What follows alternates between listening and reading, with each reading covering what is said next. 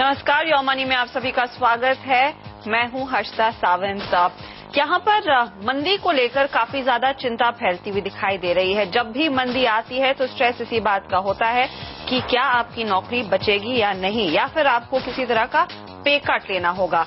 ऐसी सभी चीजों से जूझने के लिए अगर आप तैयार हो तो कैसा हो, उसी पर हमारा फोकस है कि आप स्लो डाउन और इस मंदी के खतरे से अपने आप को कैसे तैयार करें और कैसे प्रिपेयर रहें। उसका एक सही तरीका अपनाने का ये है कि आप अपने बजट को ठीक से बनाएं और ठीक से संभालें। उसी पर हम बात करेंगे और आपको बताएंगे कि आप कैसे लड़े मंदी से।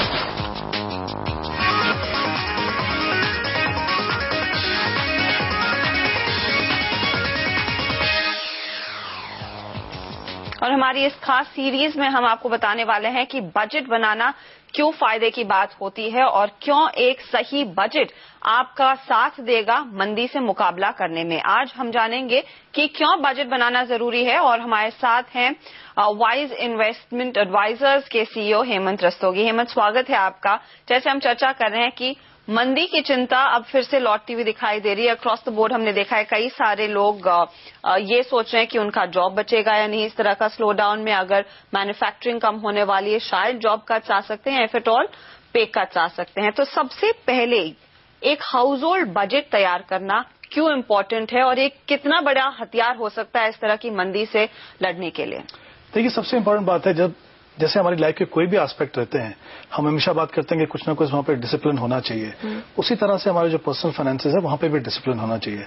अगर हम एक अच्छी फिजिकल हेल्थ की बात करें तो हम क्या बात करते हैं कि आपको डाइट अच्छी लेनी चाहिए, आपको एक्सरसाइज करनी चाहिए। उसी तरह से अगर हम चाहते हैं कि हमारी फाइनेंशियल जो लाइफ है, हेल्थ है, वो अच्छी रहे, तो उसके लिए भी कुछ इंपॉर्टेंट एस्पेक्ट्स पे हमें हर इंसान को फोकस करना चाहिए।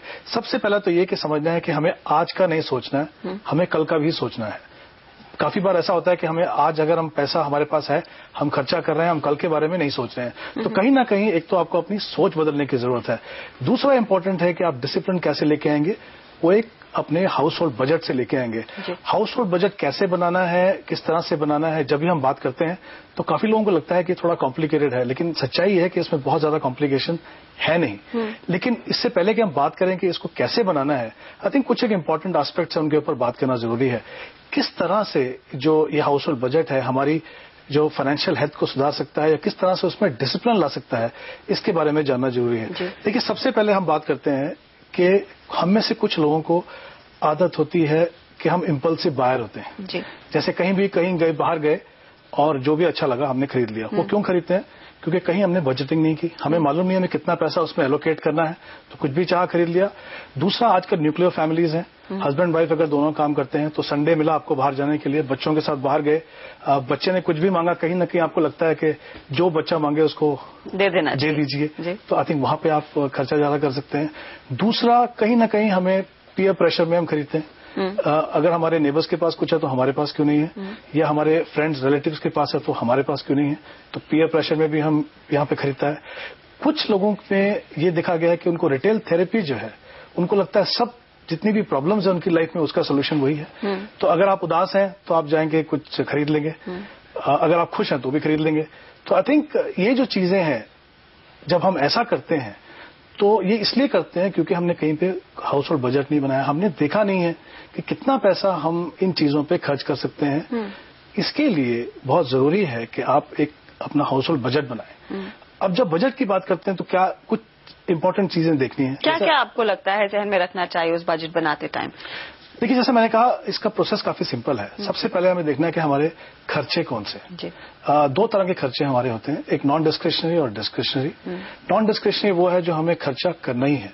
जैसे अगर हम किराए के घर में रहते हैं तो किराया देना ही है, टेलीफोन अगर हम इस्तेमाल करें तो उसका बिल देना ही है आपको, इलेक्ट्रिसिटी का बिल देना है आपको, आपकी ग्रोसरीज देनी है। जो कुछ और एक्सपेंसेस हैं, जैसे अगर आपने लोन लिया तो आपकी लोन की इंस्टॉलमेंट देना जरूरी है। ये जो एक्सपेंसेस हैं, ये नॉन डिस्क्रिशनरी है, इसमें आपके पास कोई चॉइस नहीं है, आपको कैसे भी करके इन एक्सपेंसेस को पूरा करना ही पड़ेगा। उसके अलावा डिस्क्रिशनरी एक्सपेंसेस ऐसे हैं जो बहुत ज्यादा इंपॉर्टेंट नहीं है। अगर वो आप ना भी खर्चा करें तो भी आपकी जिंदगी चलेगी। लेकिन हम सभी जानते हैं कि ऐसा नहीं है कि हम सिर्फ जरूरत की चीजें पूरी करेंगे, हमें कहीं ना कहीं कुछ और खर्चा करने के लिए भी पैसा चाहिए। आफ्टर ऑल जब हम इतनी मेहनत से पैसा कमाते हैं तो कहीं ना कहीं हम लाइफ को थोड़ा एंजॉय करना चाहते हैं। किस तरह के एक्सपेंसेस की हम बात कर रहे हैं? हम बात कर रहे हैं मूवीज में चले गए, फैमिली की आउटिंग हो गई, या बाहर खाने के चले गए, या वेकेशन में चले गए, या कोई लग्जरी गुड्स खरीद लिया। तो आई थिंक सबसे पहले इंपॉर्टेंट है कि आप जिस तरह के एक्सपेंसेस हैं इनको आप लिस्ट कर लीजिए। तो जब आप लिस्ट करेंगे तो पहले आपको पता चलेगा कि आपकी इनकम का जो नेट इनकम है, जैसे टैक्सेस पे करने के बाद जो आपके हाथ में आती है, उसका कितना परसेंटेज आप डिस्क्रिशनरी और नॉन डिस्क्रिशनरी एक्सपेंसेस में खर्च कर रहे हैं। तो आई थिंक उससे बहुत क्लियर पिक्चर आपको लगेगी। सडनली आप देख रहे हैं कि शायद जैसे हम हमेशा बात करते थे जिंदगी में, दाल रोटी की बात करते हैं, बिलीव मी उस पर हम बहुत कम खर्चा करते हैं और जो बाकी चीजों में बहुत ज्यादा कहीं ज्यादा खर्चा होता है। तो जब आप ये एक लिस्ट बनाएंगे तो आपको पता चलेगा कि आपने 30% या 40% ही खर्चा अपनी जो जरूरत है उनके ऊपर किया है। बाकी सब खर्चा जो है आपने ऐसी चीजों पे किया है जिसको आप या तो ना करें, या करें तो शायद उसमें भी बहुत ज्यादा ब्रांडेड चीज लेने की जरूरत नहीं है, या उसको पोस्टपोन कर सकते हैं। तो आई थिंक सबसे पहले इंपॉर्टेंट है कि आप अपने जितने भी एक्सपेंसेस हैं उनको लगा लीजिए। और इनफैक्ट मैं कहना चाहूंगा कि जो जरूरी एक्सपेंसेस हैं वहां पे भी आपको स्कोप मिलेगा कि आप उसको कम कर सकें। जैसे अगर आप देख रहे हैं कि आपका टेलीफोन का जो बिल है वो 3,000 रुपए का है मान लीजिए, तो आप देख सकते हैं किस तरह से हम कम करें। इलेक्ट्रिसिटी बिल अगर ज्यादा है तो वहां भी आप देख सकते हैं। तो आई थिंक ये लिस्ट बना लीजिए, पता चलेगा आपको कितना पैसा आप वहां पे खर्च कर रहे हैं और किस तरह से इस एक्सपेंसेस को आप कम कर सकते हैं। क्या ये बजट आप थोड़ा बहुत फ्लेक्सिबल भी रख सकते हैं? क्या वो एक आसान वे रहेगा कि आप टोटली कॉम्प्रोमाइज ना करें? अगर आप काफी स्पेंड थ्रिफ्ट है या फिर आप रिटेल थेरेपी में काफी ज्यादा बिलीव करते हैं, कुछ फ्लेक्सिबिलिटी इनिशियली क्या चलेगी? नहीं, आई थिंक या फिर आपको बहुत ही कठोर होना पड़ेगा? आई थिंक फ्लेक्सिबिलिटी तो रखनी चाहिए। मुझे लगता है अगर आपको बहुत कठोर बनाएंगे तो कहीं ना कहीं आप अपने आप से डिसअपॉइंट होंगे और 2-3 महीना उसको फॉलो करने के बाद फिर से आप बोलेंगे नहीं वो पहली वाली जिंदगी अच्छी थी शायद। तो आई थिंक थोड़ी फ्लेक्सिबिलिटी रखना जरूरी है। वो इसलिए भी जरूरी है, हर एक्सपेंसेस को आप लिस्ट आउट नहीं कर सकते। देखिए कुछ इमरजेंसीज ऐसी होती हैं। इमरजेंसी क्या हो सकती है? अगर बच्चे स्कूल में पढ़ते हैं, सडनली स्कूल से आया कि आपको 10,000 रुपए पे करने हैं, तो इसलिए हम हमेशा कहते हैं कि अपना एक इमरजेंसी फंड बना के रख लीजिए, ताकि आपके जो डेली एक्सपेंसेस पे आपकी जो इन्वेस्टमेंट हो रही है उनमें आपको कोई असर ना पड़े। तो आई थिंक कहीं ना कहीं एक आप मिसलेनियस एक्सपेंसेस या जो अनएक्सपेक्टेड एक्सपेंसेस हैं उनको अगर आप प्रोवाइड करके चलें तो मुझे लगता है बिल्कुल सही तरीका रहेगा। लेकिन मिसलेनियस एक्सपेंसेस आपके बजट का कितना परसेंटेज होना चाहिए? देखिए डिपेंड करता है। जैसे मैंने कहा, अगर आपने अपना बजट बनाया, आपने देखा कि 40% जो है आप नॉन डिस्क्रिशनरी कर रहे हैं और 60% डिस्क्रिशनरी कर रहे हैं, तो कहीं ना कहीं 10 से 15% का स्कोप डेफिनेटली आपके पास है कि आप इन फाइनेंशियल इमरजेंसीज के लिए रखिए। और जब आप इसके ऊपर रीवर्क करेंगे तो आपको पता चलेगा कि जैसा मैंने कहा कि नॉन डिस्क्रिशनरी में भी आप थोड़ा पैसा बचा सकते हैं, तो उसका कुछ हिस्सा या डिस्क्रिशनरी एक्सपेंसेस का कुछ हिस्सा जो है इनके लिए आप रख सकते हैं। जी, साथ ही यहाँ पर एक चीज जिससे हम सबको प्रॉब्लम है, आई एम श्योर आप फाइनेंशियल प्लानर है तब भी आपको उससे जूझना पड़ेगा, वो है इन्फ्लेशन। तो इन्फ्लेशन को आप अपने so called house hold budget में कैसे फैक्टर इन करें, और क्या वो भी इस बजट मैनेजमेंट के टाइम पर काफी ज्यादा इंपॉर्टेंट है ध्यान में रखना? देखिए बिल्कुल, जैसे हम बात कर रहे हैं फ्लेक्सिबिलिटी की, तो उसका एक कारण ये भी है कि कहीं ना कहीं आपकी कॉस्ट बढ़ती है। और ऐसा नहीं कि साल में एक बार कॉस्ट बढ़ रही है, हम देख रहे हैं कि लगातार हर महीने आप देख रहे हैं कि कॉस्ट आपकी बढ़ रही है। तो आई थिंक वो जो आप प्रोविजन बना रहे हैं, जो फ्लेक्सिबिलिटी रख रहे हैं, कहीं ना कहीं उसको आपको प्रोविजन करके रखना पड़ेगा। बहुत ज्यादा रिजिड बनाएंगे तो आपको लगेगा कि ग्रोसरी में अगर हमारा 5,000 एक्सपेंसेस है और अगले महीने आप ग्रोसरी लेने गए तो सडनली आपने 5,500 या 6,000 रुपये खर्चा किया, तो वो फ्लेक्सिबिलिटी चाहिए। I think over a period of time अगर आप उसको अच्छे से प्रैक्टिस करेंगे तो आपको समझ में आएगा कि कितना पैसा हमको वहां पे उसके लिए प्रोवाइड करना। बट आई थिंक इन्फ्लेशन के लिए डेफिनेटली कुछ ना कुछ प्रोविजन करना जरूरी है। आमतौर पर क्या गलतियां लोग करते हैं जब अपना हाउस होल्ड बजट टाइटन करने की कोशिश करते हैं या फिर उसको फिक्स करने की कोशिश करते हैं? देखिए सबसे पहले तो ये कि अगर आपकी इनकम अच्छी है तो आपको लगता है कि बहुत अच्छा कमा रहे हैं, चाहे आप सैलरीड हो या आप बिजनेसमैन हो, तो आपको लगता है कि इतना अच्छा कमा रहे हैं तो कल का क्यों सोचना है। पहली बात तो आप बजट बनाएंगे नहीं। अगर आपकी सैलरी कम है तो आपको लगता है खर्चे पूरे नहीं हो रहे, बजट करके क्या करना है। बट सरप्राइजिंग चीज ये है कि अगर जिनकी इनकम कम भी है, अगर वो एक बजट बनाएंगे तो उनको पता चलेगा कि बहुत सारे एक्सपेंसेस वो भी कर रहे हैं जहां पे अगर वो कम करें तो ना ही अपने खर्चे कम कर पाएंगे बल्कि कुछ ना कुछ पैसा फ्यूचर के लिए बचा पाएंगे। तो गलती एक तो ये करते हैं कि बजट बनाते ही नहीं। अगर बजट बनाते भी हैं, जैसा मैंने कहा कि पूरा डिटेलिंग में काम होना चाहिए उसके अंदर। ऐसा नहीं है कि आप उसको बेमन से बना रहे हैं और एक महीने बना लिया दूसरे महीने नहीं बनाया। एक रेगुलर प्रोसेस है। इनफैक्ट मैं कहूंगा कि सबसे बड़ा डिसिप्लिन जो आपकी फाइनेंशियल हेल्थ या फाइनेंशियल लाइफ में चाहिए वो बजटिंग में चाहिए, ना कि आप बजट बनाएं बल्कि उसको फॉलो भी करें। इनफैक्ट मैं तो ये भी कहूंगा कि घर में जो छोटे बच्चे हैं उनको भी इस बजटिंग के प्रोसेस में शामिल करना चाहिए, क्योंकि एक हैबिट है जो it will grow on you over a period of time. तो ऐसा नहीं है कि आप सडनली आप उसको आप अपना लेंगे। बच्चों को अगर आप उसमें शामिल करेंगे तो हो सकता है शुरू में उनको कोई ज्यादा समझ नहीं है, लेकिन कुछ समय के बाद वो समझेंगे कि इसकी इंपॉर्टेंस क्या है, घर में कितना पैसा आता है, घर में कितना पैसा खर्चा होता है। तो मुझे लगता है जब वो बड़े होंगे तो वो शायद मेंटली प्रिपेयर्ड होंगे, उनको पता चलेगा, वो भी अपना खुद बजट आसानी से बना पाएंगे। इनफैक्ट ये हमारी सीरीज रहेगी कि इस तरह के मुश्किल दौर में जहां पर मंदी से आपको निपटना है, जूझना है, आप अपना हाउस होल्ड बजट कैसे बनाएं। ऑफ कोर्स कल हम यही समझेंगे कि क्या क्या चीजें आपको ध्यान में रखनी है अपना बजट संभालने के वक्त, और साथ ही वो दूसरे कौन से फैक्टर्स हैं जिससे आप लड़ेंगे जब आप अपना बजट फिक्स करें।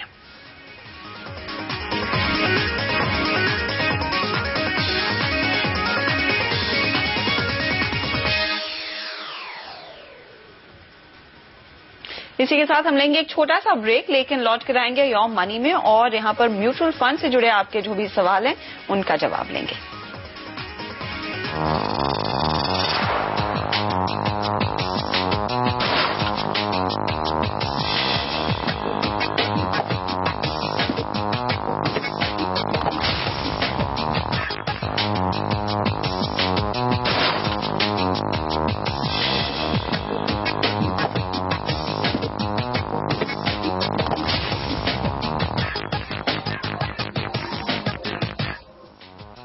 आप देख रहे हैं योर मनी और अब है आपके सवालों के जवाब देने का। मेरे साथ हैं वाइज इन्वेस्ट एडवाइजर्स के सीईओ हेमंत रुस्तगी। पहला सवाल ले लेते हैं, बड़ौदा से दीपेश हमारे साथ हैं। दीपेश नमस्कार, पूछे अपना सवाल। दीपेश आपको आवाज आ रही है? नहीं लगता है वहां पे कुछ ऑडियो प्रॉब्लम्स हैं, लेकिन जो भी हमारे पास डिटेल्स हैं दीपेश के वो आपको बता दें। यहाँ पर इक्विटी में सबसे पहले ये निवेश करना चाहते हैं। इन्होंने आरडी और पीपीएफ में फिलहाल पैसा डाल रहे हैं, लेकिन म्यूचुअल फंड्स के बारे में इनको ना ही जानकारी है, ना ही इन्होंने अब तक इन्वेस्ट किया है।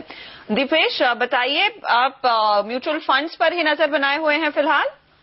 हाँ जी, मेरी उम्र जैसे 28 साल है, तो मेरा ये सोचना था कि इस समय जैसे इक्विटी में अगर मैं कुछ निवेश करूँ लंबे समय के लिए तो मेरे लिए क्या फायदेमंद होगा, और मैं जैसे नया इन्वेस्टर हूँ तो किस किस फंड में मैं ऑप्ट करूँ मतलब।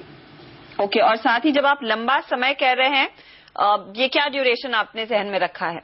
हाँ, नियरली 10 इयर्स तो मेरे को चाहिए। ओके, मिनिमम 10 इयर्स की बात कर रहे हैं। यंग है, 28 साल की उम्र है, लेकिन पहली बार म्यूचुअल फंड्स में पैसा लगाएंगे या फिर इक्विटी में निवेश करेंगे। सही मौका है एक तो, जिस तरह का मार्केट का हाल है, आप कहेंगे?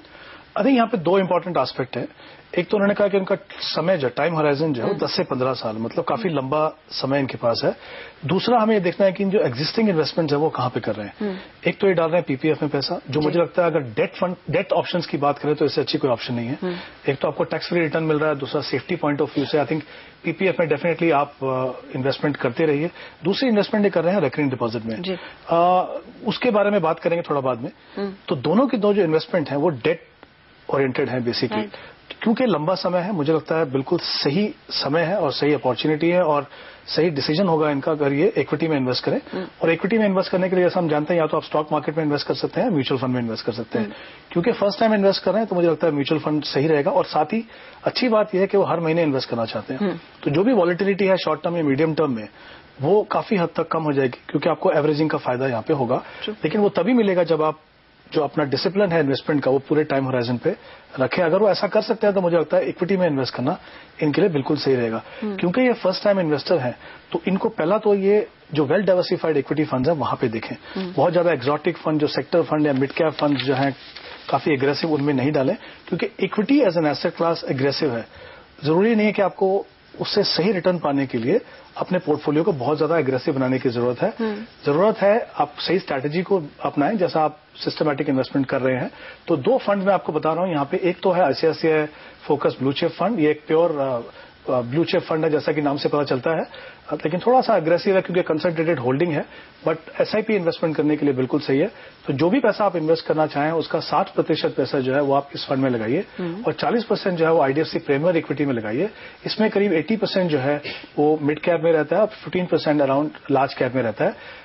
मिड कैप में इसलिए बोल रहा हूं क्योंकि यहाँ पे एक high quality mid cap companies हैं और क्योंकि लंबे समय के लिए इन्वेस्ट कर रहे हैं तो मुझे लगता है कुछ पोर्टफोलियो का हिस्सा मिड कैप में भी रहना चाहिए। तो इस तरह से ही अपनी इन्वेस्टमेंट कर सकते हैं। रेकरिंग डिपॉजिट में मुझे लगता है उनको थोड़ा सा एनालाइज करने की जरूरत है कि वो किस लिए इन्वेस्ट कर रहे हैं।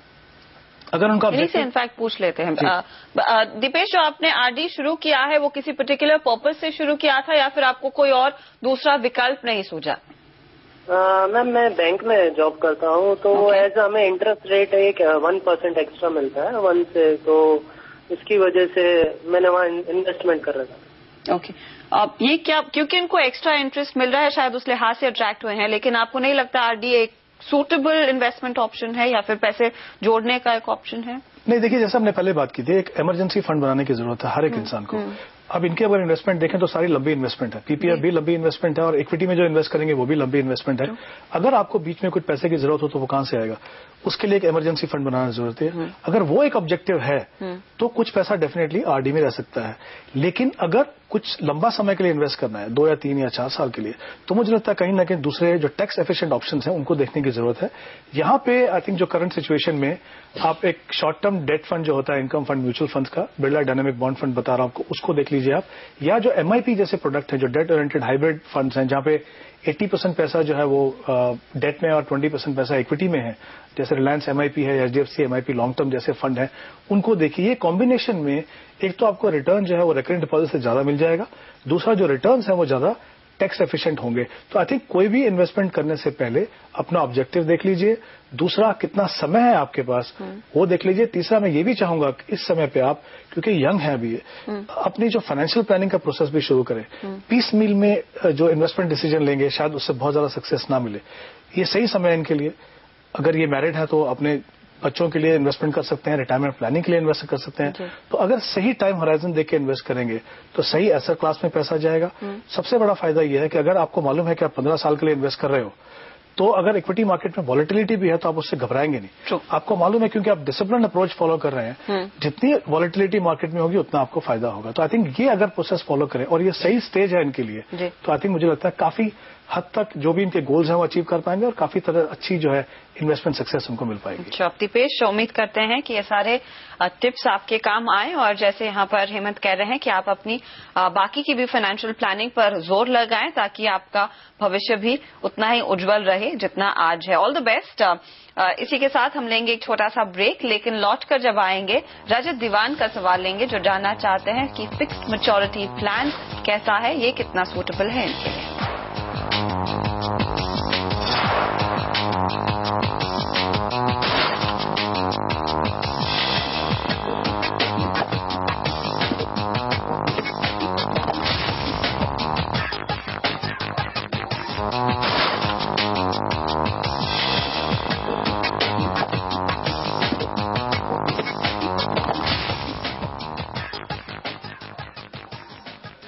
यो मनी में आज हम बात कर रहे हैं म्यूचुअल फंड्स की और हमारे साथ हेमंत रस्तोगी हैं जो आपके सवालों के जवाब दे रहे हैं। मुंबई से रजत दीवान से बात करते हैं। रजत नमस्कार, क्या मदद कर पाए हम आपकी? हाँ, मेरे को एक तो फर्स्ट ऑफ ऑल ये जानना है कि like this FMP is good and if we compare this FMP with RD और एफडी, तो इसमें क्या टैक्स बेनिफिट मिलेगा? आपने अभी क्या फिलहाल आरडी या एफडी में पैसा लगाया है? जी हाँ। ओके, आप वहां पर निवेश कर रहे हैं, लेकिन एफएमपी और इसकी हम काफी ज्यादा बात भी सुन रहे हैं। सब दूर आप देखें तो सब लोग एफएमपीज में अच्छे रिटर्न्स की बात कर रहे हैं। हेमंत, क्या ये एक वाकई में बेटर अपॉर्चुनिटी है इस तरह के मार्केट में? जी, आई थिंक अभी जो माहौल है, जो जिस तरह के इंटरेस्ट रेट हम देख रहे हैं, जो आरबीआई ने स्टेप्स लिए, जो लिक्विडिटी को जिन्होंने स्क्वीज किया था और उससे जो 10 ईयर G-Sec यील्ड ऊपर चला गया है, आई थिंक इस सिनेरियो में एफएमपी फिक्स्ड मैच्योरिटी प्लान जो क्लोज एंड डेट फंड्स हैं बहुत ही अच्छी ऑप्शन उभर के आई है। 2 तरह की एफएमपीज यहाँ पे, 2 या 3 तरह की एफएमपीज मिलती हैं एक्चुअली। पहले यहाँ पे बता दूं कि सेबी ने म्यूचुअल फंड्स को प्रोहिबिट किया है कि वो ना तो ये बता सकते हैं कि किस तरह का रिटर्न आपको मिलेगा, ना ही वो बता सकते हैं कि कौन सी सिक्योरिटीज में वो पैसा लगाएंगे। लेकिन ये उनको अलाउड है कि बताएं कि किस तरह की सिक्योरिटीज में वो इन्वेस्ट करेंगे। तो अगर हम किसी की स्कीम इन्फॉर्मेशन डॉक्यूमेंट जिसको बोलते हैं, अगर हम उसको देखें तो उसमें पता चलेगा कि ये जो एफएमपीज हैं, क्या ये सर्टिफिकेट ऑफ डिपॉजिट में इन्वेस्ट कर रही हैं या कमर्शियल पेपर में इन्वेस्ट कर रही हैं या दूसरे डेट इंस्ट्रूमेंट में इन्वेस्ट कर रही हैं। तो मुझे लगता है आज के माहौल में एक तो पहली बात मैं बता दूं रजत के डेफिनेटली एफएमपी में इन्वेस्ट करना बहुत ही सही डिसीजन होगा। लेकिन तभी इन्वेस्ट कीजिए जब आप एक फिक्स पीरियड के लिए पैसा लॉक करें, क्योंकि जो लिक्विडिटी यहाँ पे बहुत पुअर है। तो आई थिंक एक तो टाइम होराइजन के बारे में बिल्कुल श्योर हो। दूसरा उन एफएमपीज में इन्वेस्ट कीजिए जो 100% बैंक सीडीज में इन्वेस्ट करती हूँ। जैसा मैंने कहा, आपको एसआईडी से आपको इन्फॉर्मेशन मिल जाएगी। जहां तक कौन सी एफएमपी की बात है, हर म्यूचुअल फंड जो है हर ऑलमोस्ट एवरी वीक और 10 डेज के बाद एक नई एफएमपी लॉन्च करते हैं। तो आप म्यूचुअल फंड की वेबसाइट पे या एमफी की वेबसाइट पे अगर आपका कोई एडवाइजर है तो वो आपको बता देंगे कि कौन सी एफएमपी यहाँ पे सही है। टैक्स बेनिफिट के हिसाब से मैं बता दूं, आई थिंक काफी टैक्स एफिशिएंट है क्योंकि म्यूचुअल फंड प्रोडक्ट है। 1 साल के बाद अगर आप पैसा निकालते हैं एफएमपी से तो आपके जो लॉन्ग टर्म कैपिटल गेन है वो 10% लगता है आपको। और अगर आप इंडेक्सेशन क्लेम करते हैं तो आपको 20% टैक्स देना है। यानी मान लीजिए आपको 10% का रिटर्न मिला और अगर इन्फ्लेशन 7% है तो 3% जो है बाकी उस पर 20% आपको टैक्स देना है, यानी 0.6।